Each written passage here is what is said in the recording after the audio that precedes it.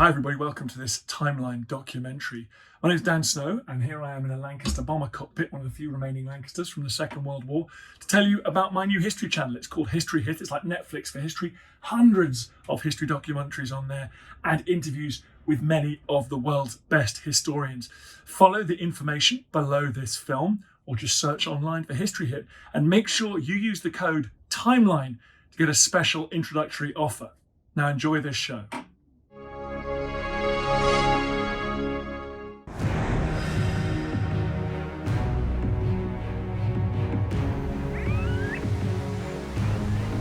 It's remote and isolated. It's riddled with terrifying dangers and disease, and there's little comfort. But man's quest for oil has become a passion, driving pioneers deep into the Caribbean jungle to drill for oil, to the Earth's heart, if need be. Mining, transporting, and refining oil becomes all-consuming. Oil means power, prosperity, and progress. If you strike oil, you've struck gold.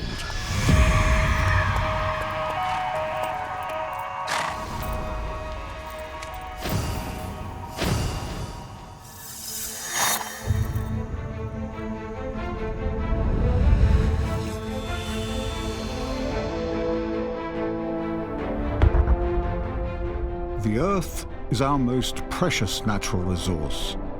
It's bursting with minerals and ores, ours to take, if we know how to plunder them. Probably the most treasured natural resource in the modern world is oil. It fuels our transport. It rules our economies. It influences political society and shapes our lives. This new commodity lies hidden in our wildernesses and beneath our seas.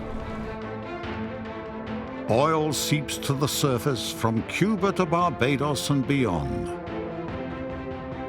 This is the story of oil and gas exploration in the Caribbean and the role played by Trinidad and Tobago in the world's quest for precious black gold. The story of its discovery begins nearly 500 years ago. It's the late 16th century. The first adventurers from Europe are heading across the Atlantic in search of the fabled El Dorado, en route to the east. In the vanguard of this new wave of explorers to arrive in Trinidad and Tobago is England's most famous sailor of the era, Sir Walter Raleigh. Trinidad and Tobago were two islands that formed a very early part of the European expansion overseas. Walter Raleigh came here in 1595. It's taken Raleigh months to reach the Caribbean, and his ships are badly in need of caulking. He's desperately seeking a source of tar to repair his vessels, making them watertight for their intrepid onward journey. He stopped on the southwestern peninsula at the town of La Brea. And as his men went inland, they discovered a natural lake of asphalt. Raleigh writes in his ship's log, "At this point, called Tierra de Brea or Piche, there is that abundance of stone pitch that all the ships of the world may be loaden from thence. And we made trial of it in trimming our ships to be most excellent good." He gave prominence and he let the world know that here in Trinidad there was such an excellent tar material. Subsequently, for centuries afterwards, was very widely used by Europe and North America. And that's really the first historical reference that we have to hydrocarbon deposits in Trinidad and Tobago. Through the next 2.5 centuries, numerous Europeans come and go from Trinidad and Tobago's shores.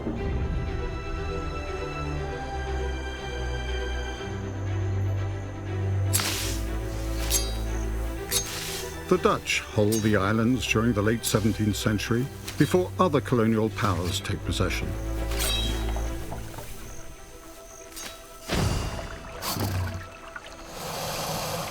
The rich source of tar is one of the main attractions for these seafaring nations.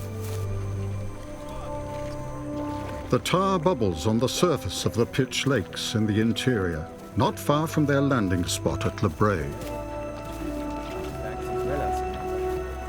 But they have no idea how this treacle-like substance is formed, or how long the supply might last. The formation of oil begins with billions of plankton dying and falling to the seabed. Without being eaten by predators, plankton and other sea and land animals are buried in layers of sediment.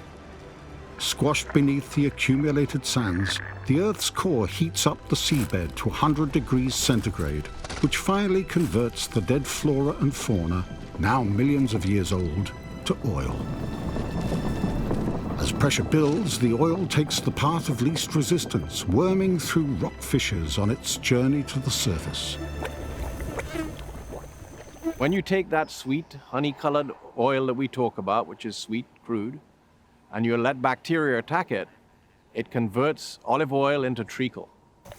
It makes the molecules that are nice and short very long, which means that it can't flow very well. And if you leave that at the surface for a long period of time, the bacteria will convert the oil into what we all know as asphalt. For the first 3 centuries of the known existence of oil in Trinidad, it is used in the form readily found bubbling from tar pits. Along the coast around Le Bray, tar is collected on the surface and boiled in huge vats. Tar caulking becomes an intensive activity. There were many other Europeans who came, but no one of them really sought to explore either the tar sands with the asphalt or to look for oil until 1866. An English engineer living in Port of Spain, Captain Walter P. Darwent, is convinced there's oil to be found inland in the Le Bray area. Raising finance, he establishes the Perea Petroleum Company and sets off into the interior. It's a stifling, grueling, and seemingly endless trek. No one knows how far they will have to walk, or whether they will meet success. Few have ever set foot in this land before Darwent. It's impenetrable jungle, bursting with wildlife and disease. The quest for oil underground has begun. Captain Walter Darwent was my great-grandfather, and his wife, Mary, of course, was my great-grandmother, direct descendant. Well, he was first and foremost a pioneer. He believed that oil could be found in geologically sound formations below the soil.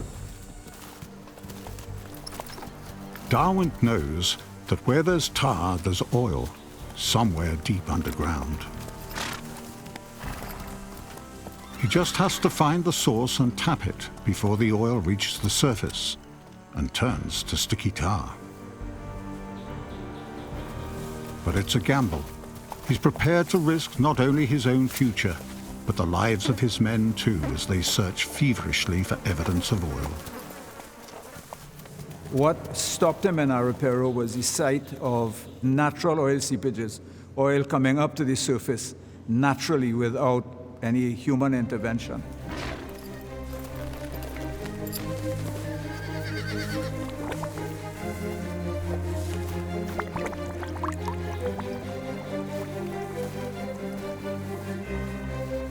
The early explorers went for oil seeps, which was a pretty certain way of finding oil. And they required that the oil not be too light, because the very light oil is very volatile. And volatile oil you can't put in a wooden barrel. because it would leak and explode. So they were very happy to find the original oil seeps and drill for those, or drill around them, and they just went deeper and deeper and deeper, finding the same kind of oil.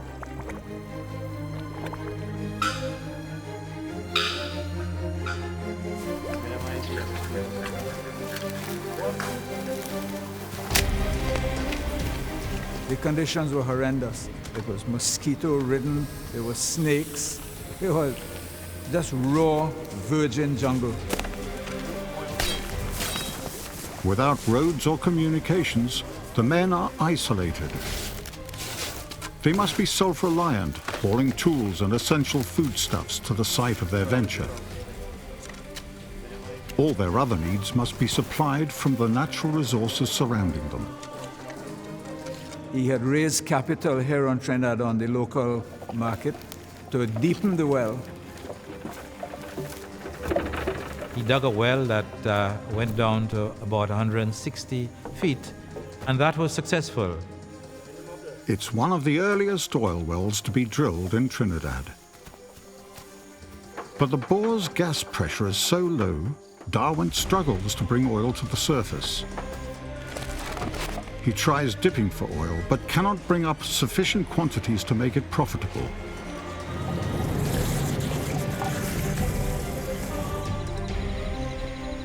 Any other man would be crushed by his failure, but Darwent perseveres.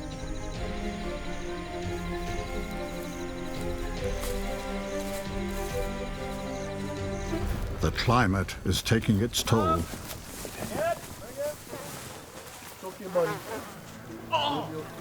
Darwent's men risk everything for their employer's ambition, but they are succumbing to the hard work and heat in the jungle.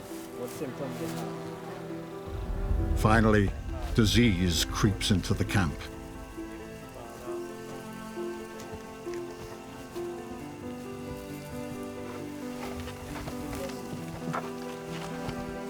It shows no respect for its victims, killing laborers, and eventually, the boss too.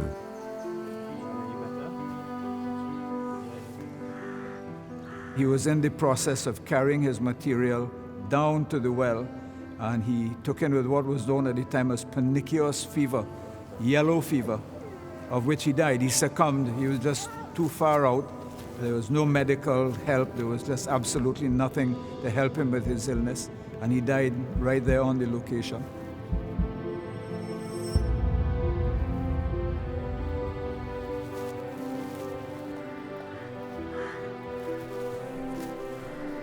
In the jungle, yellow fever is a leveler, picking off victims irrespective of status, wealth, or ambition.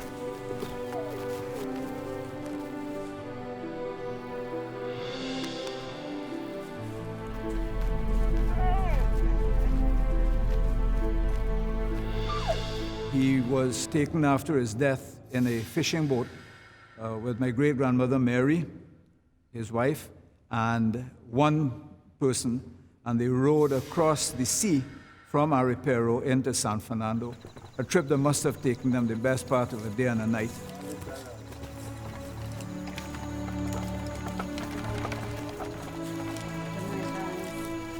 Because he had a communicable disease, he was buried without ceremony in the San Fernando Pauper Cemetery. Yellow fever lingers on a cadaver. The men interring Darwent's body are the last to put themselves at risk for this oil pioneer. Darwent is buried hastily, but his discovery at Aripero has started a new contagion: the search for black gold.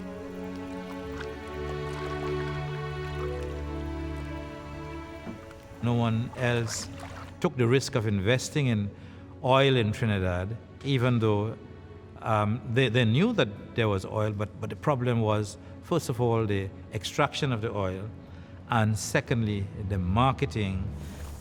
Because he was firm in his belief that the oil wasn't only going to be found under the Pitch Lake and could be found anywhere that the geological formations allowed. I believe that people like Lee Lum and Rust were empowered by the belief that he had and his ability to prove his belief by producing oil to the surface in commercial quantities. He showed them it could be done. Oil is becoming an increasingly important commodity as the Industrial Revolution reaches its height. It's a worldwide race to find reliable and abundant oil fields. Investment is a high-risk venture, but the rewards will be immense for the winner. The Drake well is drilled in Pennsylvania, but the exploration of oil in Trinidad has a head start. The Darwent well set the stage for what would then happen in the late part of the 19th century and the early part of the 20th century, when the pioneers such as Randolph Rust and John Lee Lum would then again resuscitate the activities in Trinidad and Tobago. Walter Darwent's drilling venture was based in the interior at Aripara, but the pioneers to whom he hands over are based at Guapo on the leeward side of Trinidad. And Guayaguari, deep inside the jungle towards the Atlantic coast. Today, it is a remote and wild area of jungle. In the 1890s, it's a hellhole chock full of dangers.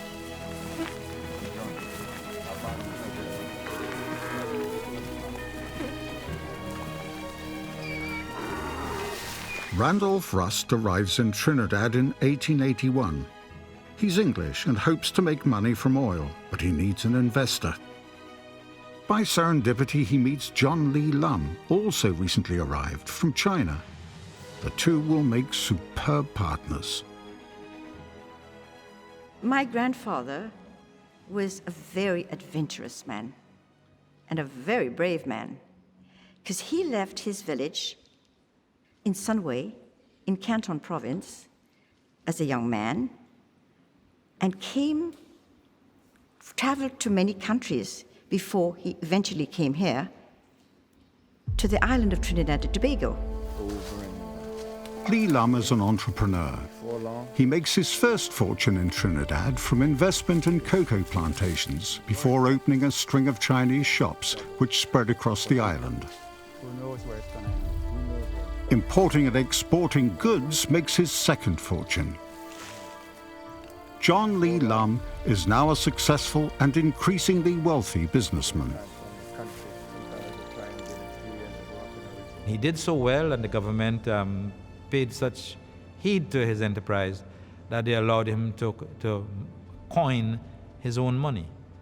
He made paper money, he made metal coins, so that the Lee Lum coin from, I would say, the 1890s right into the 1920s was a very valid piece of coinage, a currency that one could use throughout the country. Lee Lum coins are minted in Birmingham, England, alongside currencies destined for Russia, Italy, India, and France. While Lee Lum takes the last decade of the 19th century to establish himself, Randolph Rust has been prospecting at Guayaguari. It's closer to the Atlantic coast than it is to the harbour at Le Bray. Rust realizes that efficient transportation to market is almost impossible without a large injection of cash.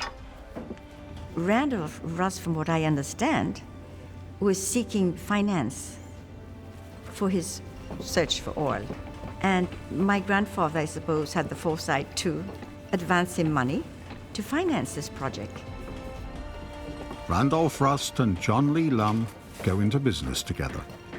Their first successful wells were in the Guayaguari area on the far southeastern coast of Trinidad. In 1901, Rust and Lum established the Canadian Exploration Syndicate. A year later, they sink their first well. The crude oil is extracted using a steel tube lowered on a cable suspended from a scaffold. It's a laborious process, and once the blister of oil is exhausted, the entire rig must be moved to a new site. After 3 months, Rust and Lee Lum have a well 310 meters deep in operation. It's a slow start, but by introducing steam-powered engines, they expand to 10 wells.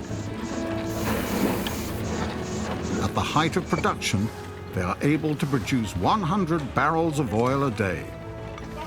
It's a tremendous success, but they're operating on a minuscule scale. Both Rust and Lee Lum, went into a boom period. And that is a period in which additional oil wells were opened.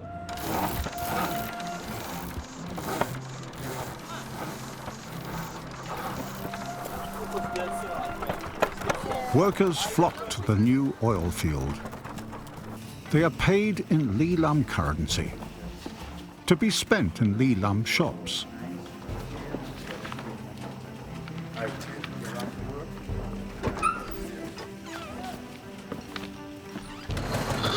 Transportation of the crude oil remains a headache for Rust and Lee Lum. They are forced to use the jungle's network of rivers, linked by stretches of rudimentary roads. It's arduous, time-consuming, and expensive. Like Darwent, their entire operation is exposed to the ravages of the jungle.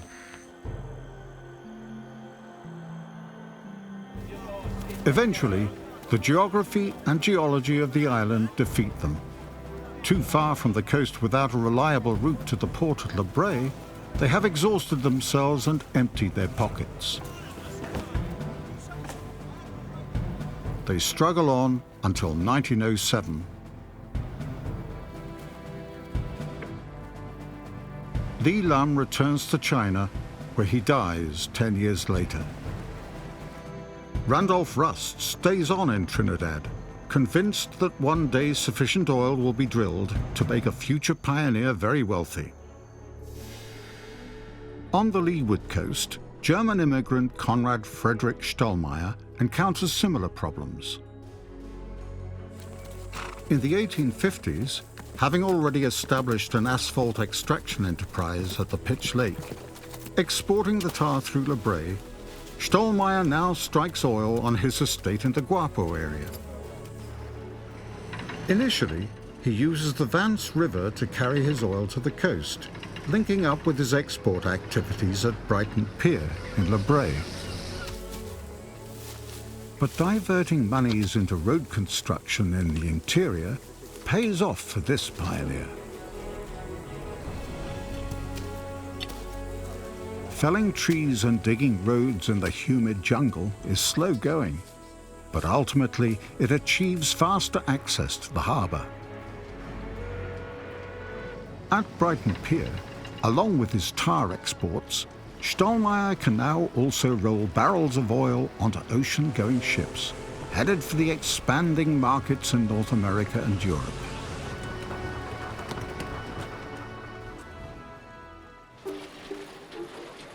Until now, oil has been used mainly as a lubricant in industry and as a domestic fuel. But an embryonic industry is set to soak up the world's oil reserves. The advantages of the automobile become apparent, and the need for oil, and therefore petrol, fuels a new rush. Suddenly, geologists like Arthur B.B. Thompson are highly sought after. An Englishman brought out to Trinidad, B.B. Thompson locates more reserves around Guapo, and in 1907, number 3 oil well is successfully sunk. Of course, news of that discovery in the forests of Guapo went very quickly to number 10 Downing Street. Being a colony, Trinidad and Tobago's natural resources belong to the United Kingdom. When the Admiralty in London decides to convert the Royal Naval Fleet from coal to diesel power, the British look to their Caribbean possessions for oil. That was significant. And once the British from 1910 moved from coal to oil, then other European nations, seeing the success of this experiment, followed, as well as North America. Between 1909 and 1912, 60 oil companies are registered, all prospecting in the south of Trinidad, in search of the 20th century's El Dorado, black gold.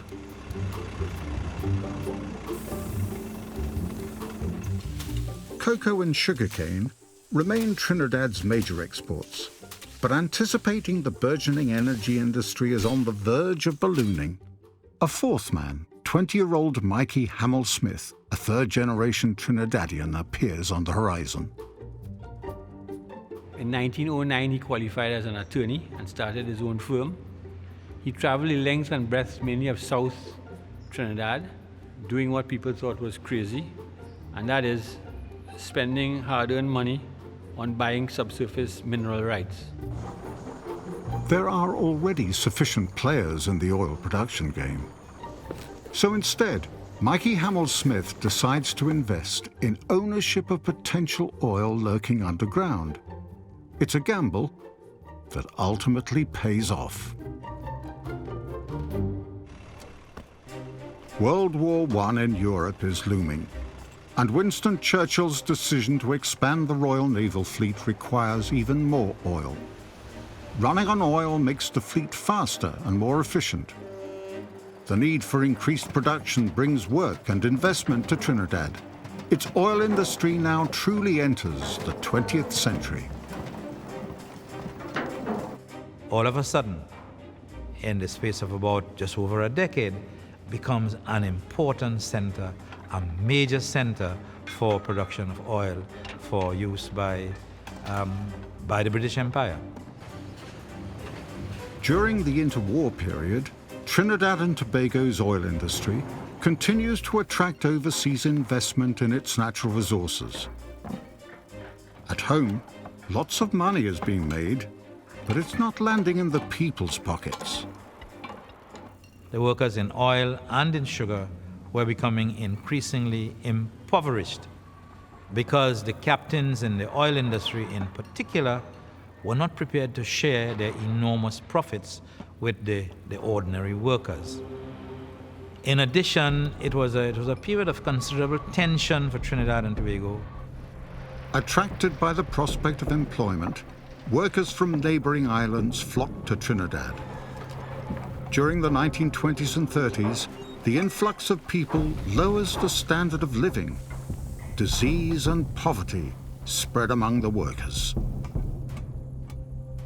In 1937, it was estimated that the average lifespan of a worker in Trinidad, a laborer, was 45 years.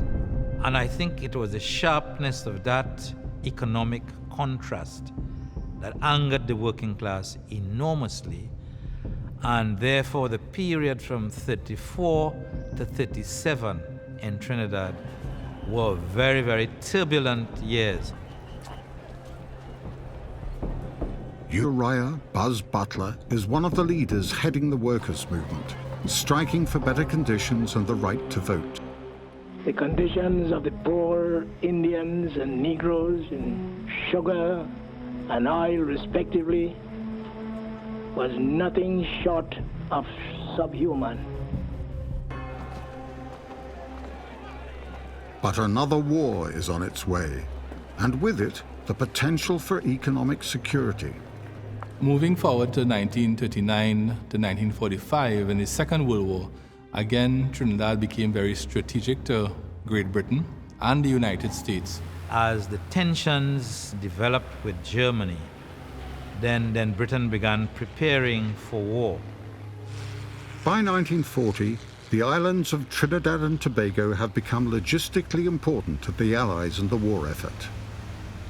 A lot of food came up from Argentina and from Brazil, going across the Atlantic to Britain. Trinidad was a strategic location for refueling those vessels.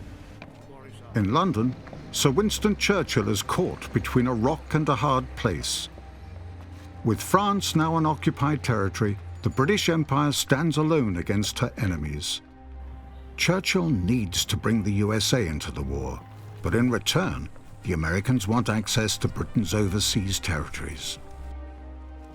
In 1940, cross-Atlantic discussions between Prime Minister Churchill and America's President Roosevelt result in the signing of the Destroyers for Bases contract, which means the Americans win rent-free land leases on British possessions.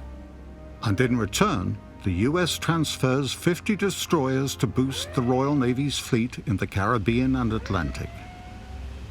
The Americans can now build military bases in Trinidad. At Chaguaramas, they build one of the most important air bases outside the United States. It becomes strategically important for merchant Navy convoys collecting supplies to transport to Britain. The base soaks up workers. It's boom time for Trinidad and Tobago during the early 1940s. But when the war in Europe ends, the troops begin to return home. These men have fought for the mother country. Some have died in a war thousands of miles from home. It's 1945, and there's the first whiff of independence in the air.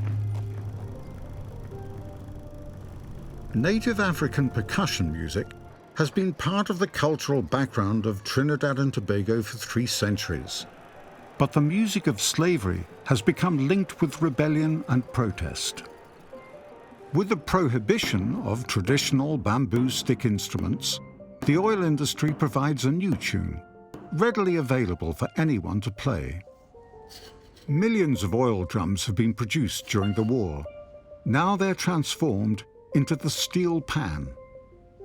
Trinidad and Tobago has invented a new cultural identity, and the only new musical instrument of the 20th century.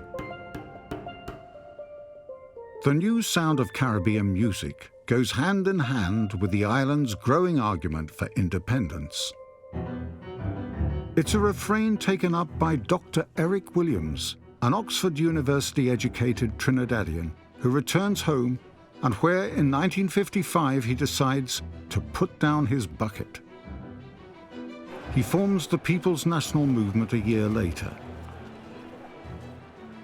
By 1962, the fight for independence is won. It's a watershed, not only for the island's history, but for the country's oil and gas industry. Democracy means equality of opportunity for all in education, in the public service, and in private employment. Democracy means responsibility of the government to its citizens, the protection of the citizens from the exercise of arbitrary power and the violation of human freedom and individual rights. All that is democracy. All that is our democracy, to which I call upon all citizens to dedicate themselves on this our Independence Day. There was a whole nationalist movement that said we must own our industries, that the commanding heights of the economy, both in sugar and in oil, were in the hands of foreigners. So people were saying we are free but very unfree. We are independent but very unindependent. And Dr. Williams and his government was, in a sense, forced to come to terms with the fact that we needed to have more and more control of the economy. Dr. Eric Williams is the latest pioneer in Trinidad and Tobago's oil industry. He's the father of the nation. He can do nothing wrong. And people just listen to his every word. Dr. Williams is assisted by a handful of politicians and scientists. They have a huge job ahead of them to build a nation and an economy. Port of Spain's wealth stems from the early pioneers' efforts. It's been amassed over a century of exploration and exploitation of the country's natural resources. But it's their newly won independence that signals a new policy.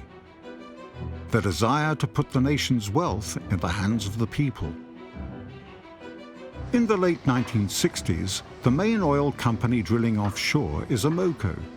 They're only interested in oil, and the byproduct, gas, they burn off. To Amoco, it's worthless. To Dr. Williams, it's the stepping stone to the country's rich future. Eric Williams then said to them he will not allow the burning of the gas. Amoco generously offered to solve their problem. They said to the government, we will not burn it, but we'll give it to you for nothing. An agreement was reached where all what we call the low pressure gas, that is the gas that came out with the oil, would become available to the government at the point where the gas is. So the government of the day then was faced with a problem. We have free gas, 25, 40 miles offshore. What do we do with it? But Dr. Williams can see the potential. By building pipelines, the gas is brought on shore where it is used to produce electricity. And that powers the expanding industrial estates along the coast north of Le Bray. With a potentially limitless supply of gas, they can put it to many uses. Certain obvious things initially, electricity, of course, which we knew, LNG, ammonia. The cheap electricity powers the first liquid natural gas and ammonia plants. However, the possibility of steel manufacture catches Dr. Williams' imagination. Basically, he said, where Cain has separated us, steel will weld us back together. It's a life-changing slogan for Trinidadians. The African population has migrated to the cities, and new workers from the Indian subcontinent have replaced them on the sugarcane plantations surrounding Point Lisas. By producing steel on the same site, Williams can provide new employment opportunities for both ethnic groups, bringing them together in one industry, owned by the people of Trinidad.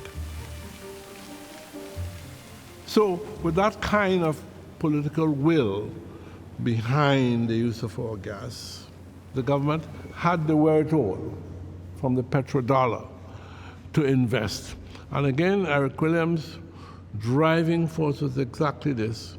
He kept insisting to me and anybody who was involved in this that the future of any country, and in particular a small country, lies in investment in the productive sector.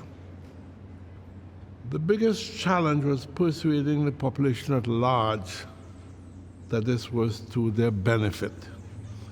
Here you have a country that was basically agricultural. Here you have a country where anything big, refinery, drilling, well, producing oil, producing gas, who did it? Not us.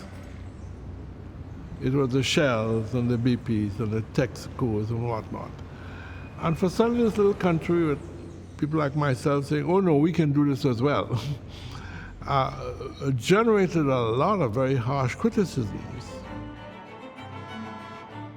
But the vision initiated by Williams and carried through by men like Professor Ken Julian and his team wins Trinidad and Tobago the prosperity it now enjoys.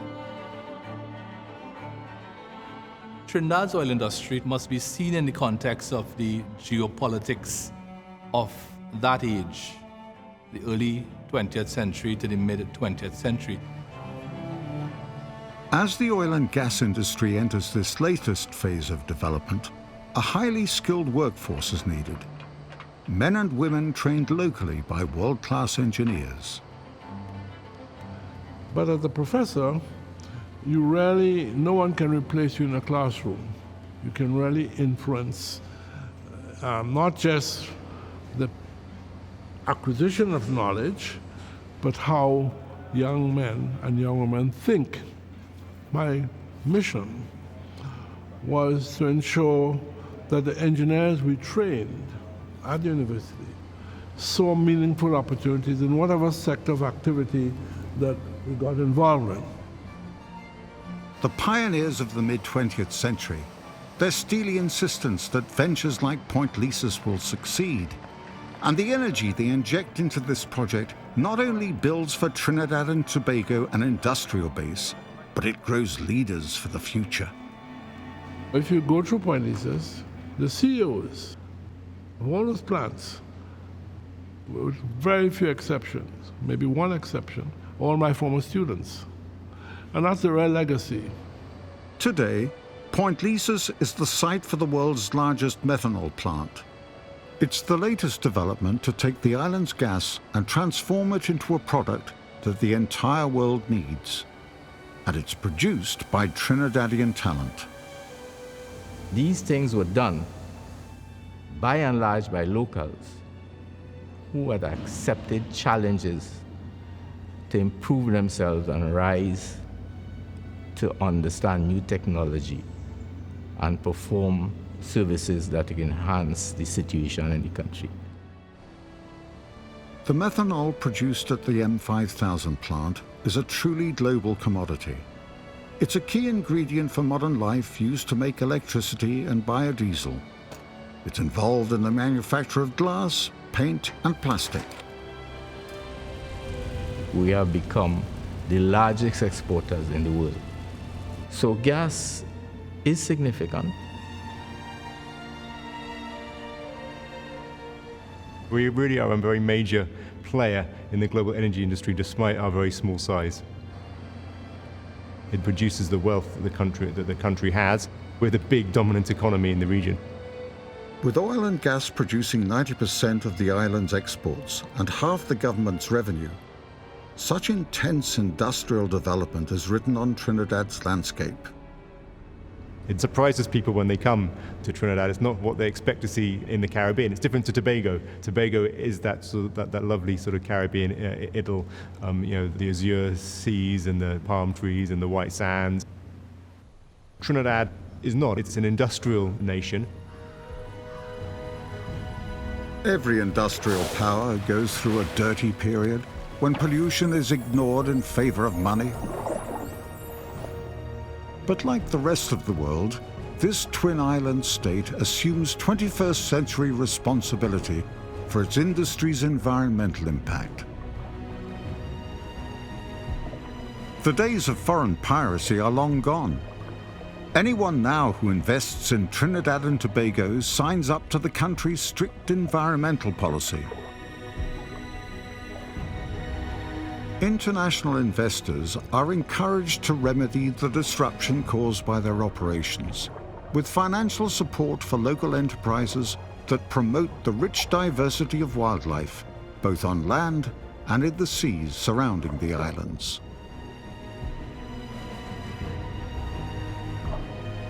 For the moment, it appears that the natural world and exploitation of natural resources are not mutually exclusive.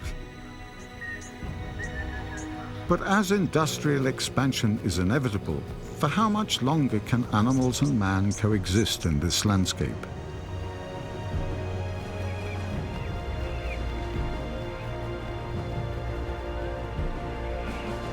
The need to expand production is already driving the exploration of oil fields that the early pioneers could only have dreamt of.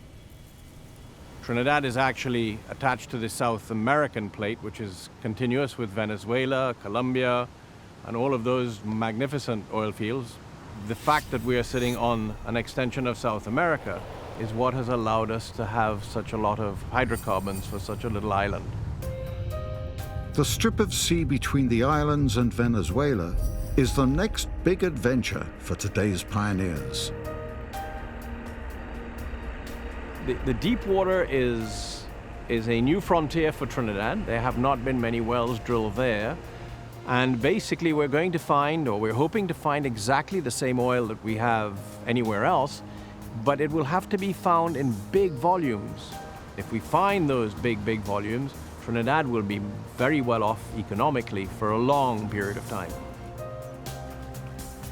But the gas industry is changing globally with new discoveries being made. Of course, there is the challenge of the shale gas internationally. That seems to be a big challenge for Trinidad. So the shale gas will have its impact on how we do business in the future. Shale gas in the USA may be a threat to Trinidad and Tobago's traditional gas industry. But there are new oil reserves opening up around the globe, and the country is poised to take advantage of its long history and exploration in these new territories. Places like Africa, that has resources, but lacks the knowledge that Trinidad has built. We can play a role in working with, I emphasize the word, working with those countries, benefiting from our experience here.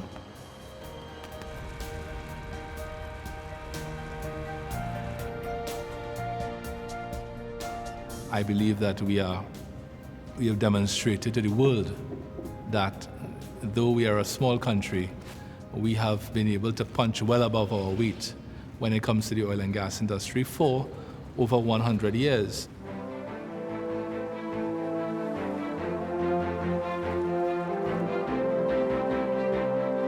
And none of it could have been achieved without the nation's pioneers. Walter Darwent, who struggled with the climate and disease to be one of the first to sink a well on Trinidadian soil. Randolph Rust and John Lee Lum, who risked their fortune to develop reserves deep in the jungle. Conrad Stollmeyer, who realized that infrastructure and a route to market were vital for success. And Dr. Eric Williams, who carried the torch that fired the nation to a new level of development.